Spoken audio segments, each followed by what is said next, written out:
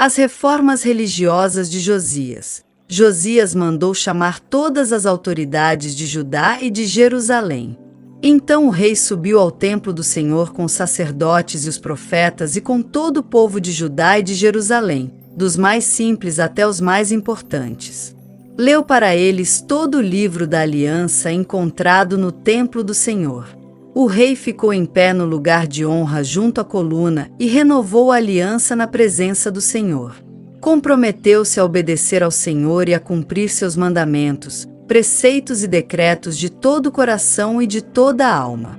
Confirmou, desse modo, os termos da aliança escritos no livro, e todo o povo se comprometeu com a aliança.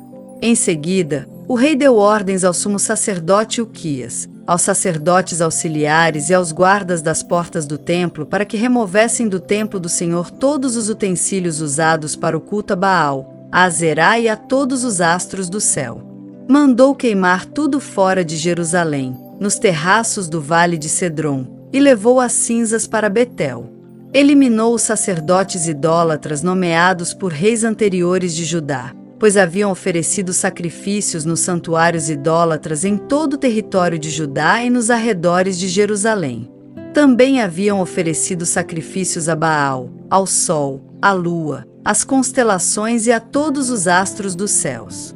Removeu do templo do Senhor o poste de Azerá e o levou para fora de Jerusalém, para o vale de Cedron, onde o queimou. Depois, moeu as cinzas do poste e lançou o pó sobre os túmulos do povo. Também demoliu os alojamentos dos prostitutos e das prostitutas cultuais dentro do templo do Senhor, onde as mulheres teciam enfeites para o poste de Azerá.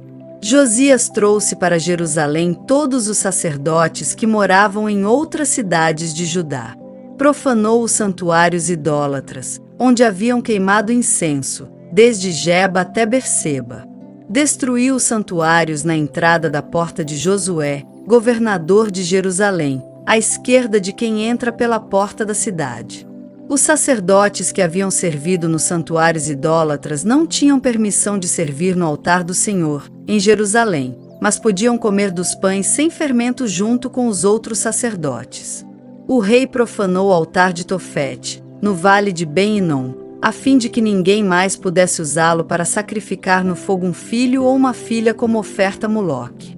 Removeu da entrada do templo do Senhor as estátuas de cavalos que os reis anteriores de Judá haviam dedicado ao sol. Ficavam perto do alojamento do eunuco Natameleque, oficial do templo. O rei também queimou os carros de guerra consagrados ao sol. Derrubou os altares que os reis de Judá haviam construído no terraço do palácio, sobre a sala de Acais. Destruiu os altares que Manassés havia construído nos 2 pátios do templo do Senhor. Despedaçou-os e espalhou o entulho no vale de Cedron. O rei também profanou os santuários idólatras a leste de Jerusalém, ao sul do Monte da Corrupção, que Salomão, rei de Israel, havia construído para Astarote, a repulsiva deusa dos Sidônios, e para Camus, o repulsivo deus dos Moabitas, e para Moloque, o repugnante deus dos Amonitas. Fez em pedaços as colunas sagradas e cortou os postes de Azerá.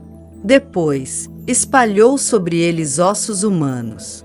O rei também demoliu o altar em Betel, o santuário idólatra que Jeroboão, filho de Nebate, havia construído quando levou Israel a pecar.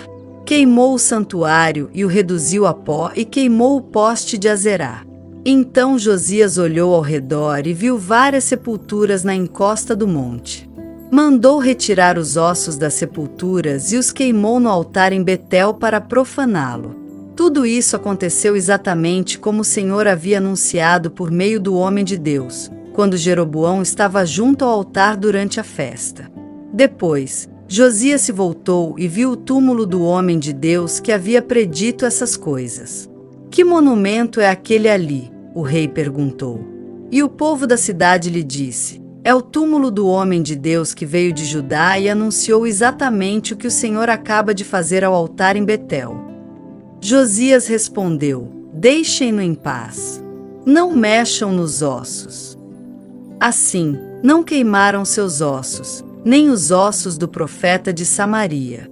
Então Josias demoliu todos os santuários idólatras nas cidades de Samaria, como havia feito em Betel. Tinham sido construídos pelos reis de Israel e haviam provocado a ira do Senhor.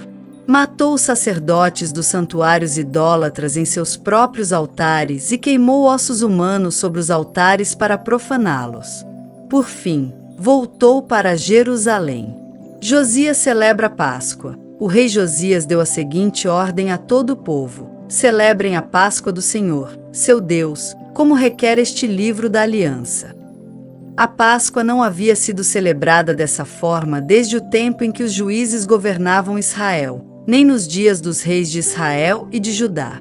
Mas, no 18º ano do reinado de Josias, a Páscoa foi celebrada ao Senhor em Jerusalém. Josias também exterminou os médiuns e os praticantes de ocultismo, os ídolos do lar, os ídolos em geral e toda espécie de prática repulsiva tanto em Jerusalém como em todo o território de Judá. Fez isso em obediência às leis escritas no livro que o sacerdote Hilquias havia encontrado no templo do Senhor. Nunca antes houve um rei como Josias, que se voltasse para o Senhor de todo o coração, de toda a alma e de todas as forças, e obedecesse a toda a lei de Moisés. E nunca mais houve um rei como ele. Ainda assim, o Senhor continuou grandemente irado contra Judá, por causa de todas as coisas que Manassés havia feito para provocá-lo. Pois o Senhor disse: também expulsarei Judá de minha presença, como expulsei Israel. E rejeitarei Jerusalém, a cidade que escolhi, e o templo onde meu nome deveria ser honrado. Os demais acontecimentos do reinado de Josias e tudo o que ele fez estão registrados no livro da história dos reis de Judá. Durante o reinado de Josias, o faraó Neco, rei do Egito, foi ao rio Eufrates dar apoio ao rei da Assíria. O rei Josias e seu exército saíram para lutar contra ele, mas o faraó o matou quando se enfrentaram em Megido. Os oficiais de Josias levaram seu corpo de volta num carro, de Megido para Jerusalém, e o sepultaram em seu próprio túmulo. Então o povo ungiu Jeoacás, filho de Josias, e o proclamou rei. Jeoacás reina em Judá. Jeoacás tinha 23 anos quando começou a reinar, e reinou em Jerusalém por 3 meses. Sua mãe se chamava Mutal e era filha de Jeremias, de Libna. Fez o que era mal aos olhos do Senhor, como seus antepassados. O faraó Neco prendeu Jeoacás em Ribla, na terra de Amate, para impedir que reinasse em Jerusalém. Também exigiu que Judá pagasse um tributo de 3.500 quilos de prata e 35 quilos de ouro. Jeoaquim reina em Judá. Em seguida, o faraó Neco escolheu Eliaquim, outro filho de Josias, como sucessor de seu pai e mudou o nome dele para Jeoaquim. Jeoacás foi levado como prisioneiro para o Egito, onde morreu. A fim de obter o ouro e a prata que o faraó Neco havia exigido como tributo, Jeoaquim cobrou dos habitantes de Judá um imposto proporcional às posses de cada um. Jeoaquim tinha 25 anos quando começou a reinar, e reinou em Jerusalém por 11 anos. Sua mãe se chamava Zebida e era filha de Pedaías, de Ruma. Ele fez o que era mal aos olhos do Senhor, como seus antepassados.